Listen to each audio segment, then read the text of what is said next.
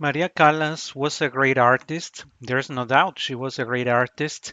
But unfortunately, Maria Callas is a brand, is a name out of which still many people make lots of money one way or the other. People are still making money. I called in one of the Centennial programs, I called Maria a money making machine, but it was not only for hers. She has been for many people who had come later. So, with so many people looking forward to make money out of whatever they can relate to Maria Callas, is that we have had the Centennial series focusing, keeping our focus on the artist, on her repertory, and moreover, I decided to build inside those Centennial programs a mini series of three programs that are reaching the end, if we can call it an end. The third and final program of her appearances in Mexico was published just today, now available on YouTube, Amazon Music, Apple Podcasts, Spotify, of course, and all the major streaming platforms available as of today. And so, with this 1952 program, finishing, we are wrapping up her appearances in Mexico. 1950, 1951, and 1952. 1950 the program was called The Expectation.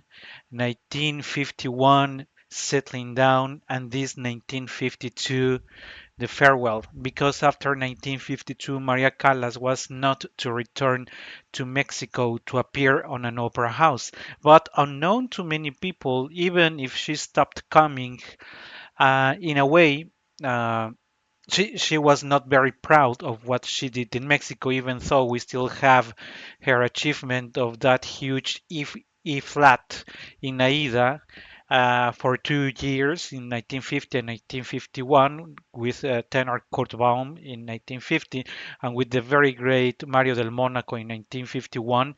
Even though of her achievements here, she was not very proud of what she achieved artistically in Mexico. For me, I have to confess that it was a very interesting trip, a journey, in the sense that I could keep my focus on not only on the repertory that she had, but also provided that I am Mexican and that I know many Mexican artists. Um, it really meant something apart to me. Still being aware that her years, her appearances in Mexico are not the best of Maria. The best of Maria Callas would come later when she would then be called Maria Callas. I want to remind you, if you haven't heard those three episodes in the listing of the podcasts, you can look for them. I think they were very interesting, those time travels that I invited you to join me, because first thing that I insisted a lot was that Maria Callas was not Maria Callas. Maria Callas was not La Divina yet. She was still Maria MENEGHINI Callas. And as what you can see in that I made reference, moreover, in the 1950 program, is that you can see here on your screen how or the front, what it looked like. The front of the our Palacio de Bellas Artes, our major opera house in Mexico, had this huge announcement calling Maria Meneghini Callas as the absolute soprano of the century. Of course, this was marketing purpose, but to me, knowing and being aware and being very familiar and being very close to this opera house, it really touches my heart, and I think that to many people who look at this picture, because you know the place and you know what Maria Callas meant to Mexico. I also I think I mentioned it in more than one of those programs, that it is not only that it is that I am Mexican and that Maria came to Mexico. I recall a conversation that I had with, off the record. We were not recording the episodes. Conversation that I had with Sophia Lampton, the author of the Centennial biography that we have made reference in all the Centennial programs. I was telling her that maybe For Maria, Mexico didn't mean a lot, but to Mexico, Maria not only meant a lot, but still continues to mean a lot. Nowadays, there are still people who go to the Palacio de Bellas Artes, and if it is Norma or La Traviata or any of the titles that Maria sang there, there are still people who in the corridors or in the pauses between the acts make reference to Maria. So Maria really meant a lot to my country. That's part of the rationale of why devoting a 3 episodes to Maria in Mexico. And I also thought that a good way of wrapping up this block of 3 mini programs or episodes referring to her appearances in Mexico was to invite you to take a look. And I am very, very, very aware that for 90, more than 90% of our listeners, Spanish is not their native language. But if you are familiar with Facebook, and I am going to do it everything right in front of you, even though now that I am going to switch the view, you will see that it goes off of the center of the screen. But I want to share with you that you can take a look because I think it is very interesting material. Audio materials are already shared. You have all the links to the appearances that were recorded of Maria in Mexico. You also have links to the radio program that collaborated with comments and suggestions, the local radio program. The link to their programs in Spotify is also there. So, in audio terms, I think we are fully covered. But visually, I would like to invite you to take a look at this Facebook group that is called Club Maria Callas Mexico, written as you can see it now on your screen, Club Maria Callas Mexico. And the reason why I wanted to invite you to join and to follow and or take a look at these materials is that if you go to the pictures, to the photos, you will find that there are many photos that are part of her appearances in Mexico. Some of them are very popular or very well known. Of course, this is the later Maria. Remember that when she came to Mexico, she was physically still fat, not because I want to discriminate it here, but to discriminate her, but you know that part of the reasons why Maria is though that people make reference to Maria is that she used to be physically not fit, at least not what she would become later. So there are many pictures that you could find in a general search, but there are also that are less known that you can find by just clicking there, of course, that you would navigate uh, uh, the web. Usually you for some of them even have the comments or the notes when they were taken.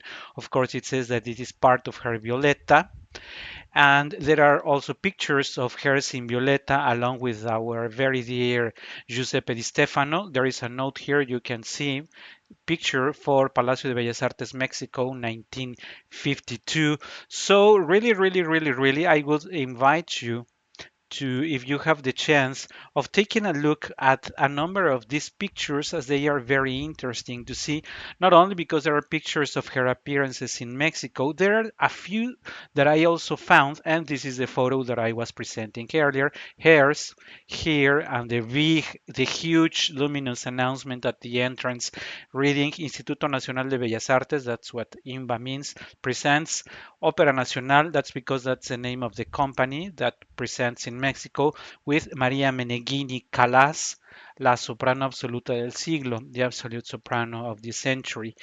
Um, but what I was telling you is that among these pictures, there are two sets that I find very interesting. Being one of them, not only when she came to Mexico, because Maria, I was telling you, would not return to Mexico for having opera presentations, but she came 2 times. One of them is coming to Acapulco, and she's coming to Acapulco along with Giuseppe Di Stefano.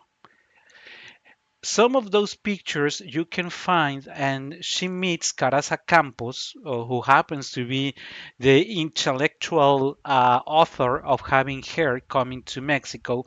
And so those pictures can also be found there. I also found that there is a photo of an original letter written by Maria to Mr. Campos. So you can find the note here, Carta de María Callas a Díaz Dupont enviada desde Verona. So this is a letter, original handwritten letter from Maria Callas to Díaz Dupont, the author of hers having come to Mexico, sent from Verona. So the two pages that compose that letter are here. We also have another picture of Maria here of those years, of those days. And there is this one. I'm looking for the other thing that I think you will find very interesting. No, this is not Acapulco. I am looking for the Acapulco pictures, which I may have already skipped, but you can invest enough time for that because I am looking for something way more interesting.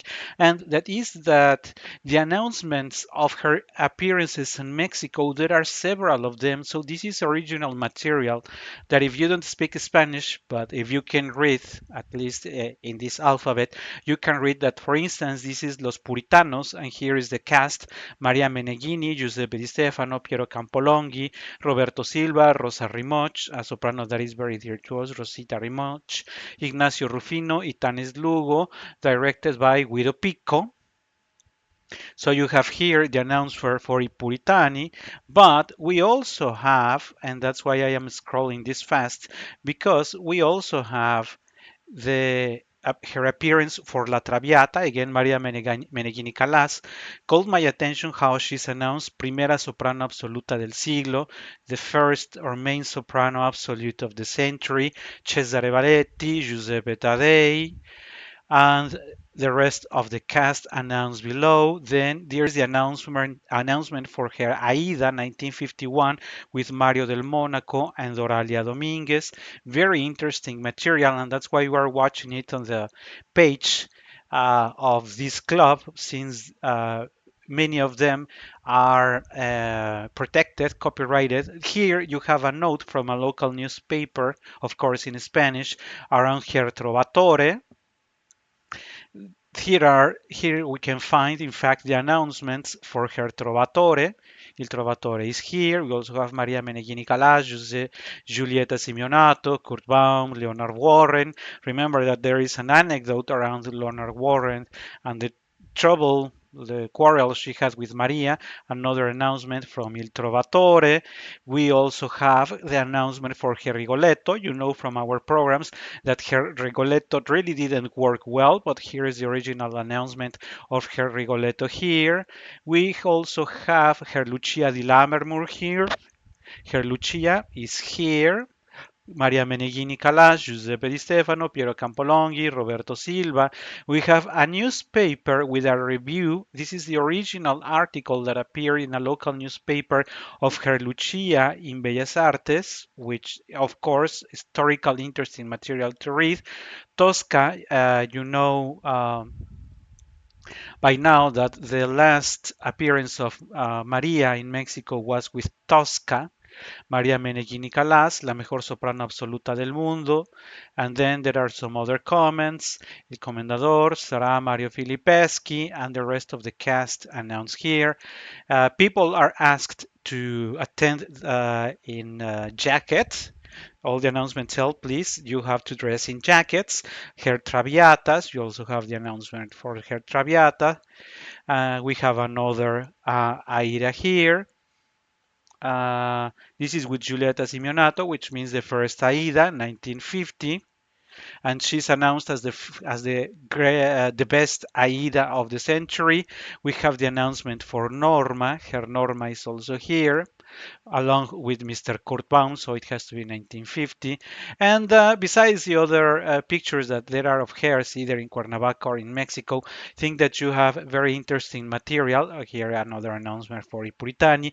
So kind of really insist that if you would like to join, to take a look at all these pictures that they have in this group, Club Maria Callas Mexico, please do so and join them in this effort of keeping the memory of Maria Callas. As for me, I would like to share with you that I really enjoyed putting all this information together, looking at the information provided in a good number of sources. I also found that one of the tenors that I have respected the most, such a gentleman, had given an interview as he was starting his career when Maria Callas came to Mexico. So I really didn't know that Maestro Rafael Sevilla was there. I really have a deep appreciation for Maestro Sevilla, who of course already passed away. So this was a very, very, very interesting and lovable journey, which I wished to share with the rest of the world, because for what I shared with you in those programs, I know that in many of the countries that listen to us, over 82 countries and over 553 cities listening and growing. For many of you, there is no opera house. So unfortunately, you do not have a memory that you can refer to as in terms of Maria Callas being to your opera house.